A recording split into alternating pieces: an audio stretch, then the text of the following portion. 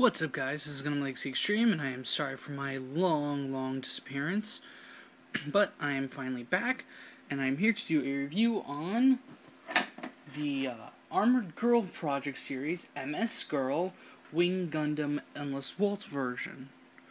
This is the first in the MS Girl line of the Armored Girl Project figures.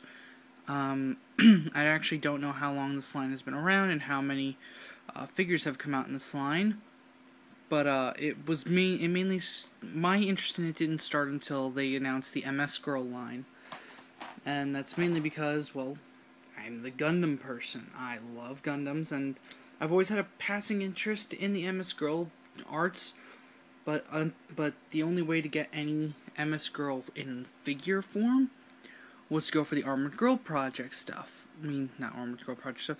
Was to go for resin kits, and she fell again. It was really only to go for resin kits, and as you all know, I can't do resin. I'm still a noob.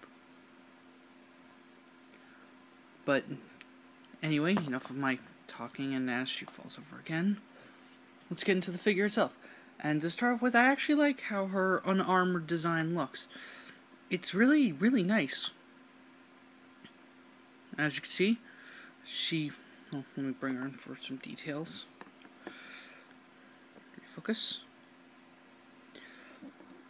Very nice sculpting all around. I mean, you do have some gaps, but those are to be expected for her main purpose, especially that huge one in her back.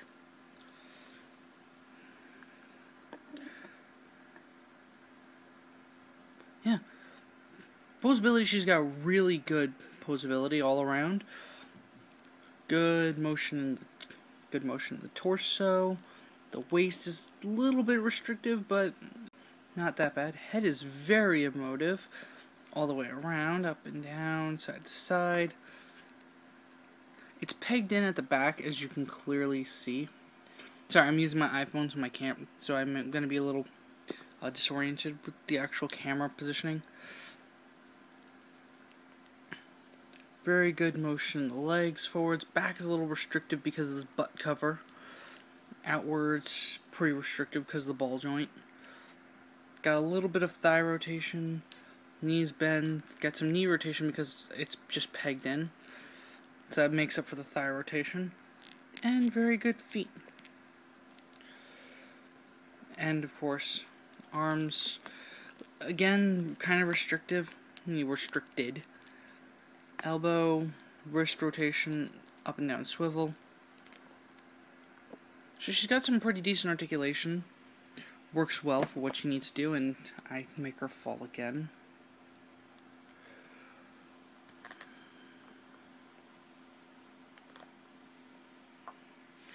But the whole purpose of this is for her to be basically a girl wearing Wing Zero armor. So let's get her armored up. And it looks pretty good. It's just, again, her only flaw is, in this form, she has a lot of parts that like to fall off. Anyway, she is missing one thing, but there's a reason why I didn't put that one thing on. Before I get into her wings, let me get into an accessory that is kind of, well, it's nice that you get it. You get this. What is this? It's basically a peg setup for her back. What you do is basically line it up with all those ports and you plug it in like so. And with this, if you have the Robot Damashi Wing Gundam Wing Zero Endless Waltz version, you can take its wings and peg it and attach it on, as you can see in this picture right here, which is freaking awesome. But I don't have the Robot Damashi Wing Zero, so until I get it and I take her talons off again, it's going to basically be left inside its storage case. Anyway, now let me just realign this all. Bringing in her wings now. Basically, once again, take that port in the back lined up. And now her torso is completely secured on.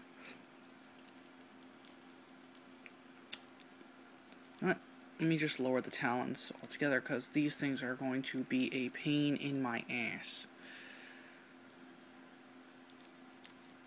I think I have these things upside down. Again. Nope, I had it right side. I had it the right way.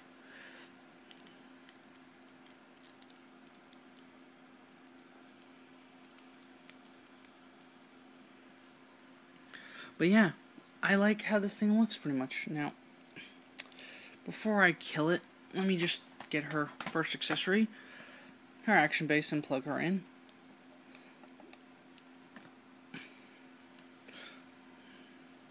Put her hair back on into alignment. And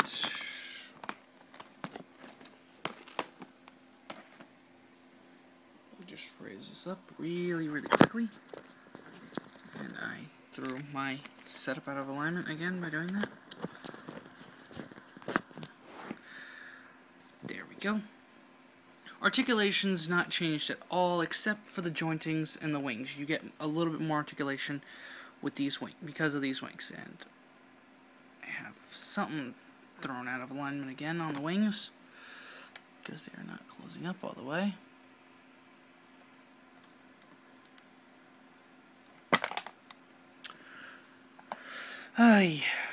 But yeah, basically, you have the wings jointed here, can rotate, you can pull it up here, and then you can drop these down, so you can extend, and then you can pull that up right there, and extend the wings out like that, which I really like. It allows you to get more dynamic with her wings, because really, unfortunately, the other thing that gripes me is, as I showed you, here's her replacement head, and that's her replacement face. She only comes with a looking to the left, smiley happy, open mouth smiley happy face, and a looking to the right, smiley happy face. I kind of wish she would have come with a combat ready face. But I digress. Next up comes her shield. And on the shield, it has the exact same decals that are on the high grade kit. I mean the master grade kit. That's pretty cool. I like that. And then stored inside there you have her beam saber. Unfortunately, my camera getting stupid interrupted me. Inside the shield you get a beam saber handle. Focus. Yeah. And you get a really nice looking clear green beam. And yes, I did test it out. This beam is compatible with 1/144 scale handles, so you can use this for a 1/144 scale kit if you so desire. Pegs in there very nicely. And like I showed before my camera decided to topple over, you can store the beam saber in the beam saber handle into the shield just like you can with the master grade kit. And to peg it on is basically you just plug it into one of these ports in the back of the arm and there. Now unfortunately she doesn't come with the reload barrels like the master grade does, so you don't get that. Next up is the Buster Rifle. The only moving part on it is this, which is kind of sad, unfortunately. But it does something that the Master Grade kit does not do, which I wish it did, or at least when they reissued it. You see that peg right there? Just like with similar to the Master Grade anime version, you can peg it into the gauntlet so that it doesn't get limp-wristed. It also helps keep this gauntlet aligned, because otherwise it'll be flopping around. Now, you can't actually take off any of those cylinders, because there's nothing to do with them, so that's also kind of unfortunate. But I digress. Anyway, her other accessories are basically, she comes with a pair of beam saber holding hands, a pair of splayed open hands, which you saw earlier, a left-handed trigger finger hand, and a pair of fists, one of which you can see on her right now. Now, overall, would I recommend this? Yes and no. I mean, there are issues, as you saw throughout this video. I did have a lot of issues, though I probably will cut them out for time constraints. It's an overall nice kit, and it comes with this action base, which is good. Because otherwise you'd have to go out and buy yourself a Tamashii stage. Though, I will admit, it's not the best stage in the world, but it's a nice kit overall. It's a nice figure overall. Looks really good. It's a nice display, and I would personally say go out and get it, because if you want to be able to get, if you are a fan of the Armored Girl images, I mean the MS Girl images, and you like the Armored Girl line, why not get it? And not to mention, the more people who buy this, and the Dendrobium the Stamen Gundam when it comes out, the more Bandai will start pushing the MS Girl line, and the more MS Girls will get. Because otherwise, you're going to end up being like me, and having to go out and get resin kits, which no one wants to do. Well, except for people who actually like resin kits. So, that's about it. Thanks for watching, and I hope to see you all at my next video.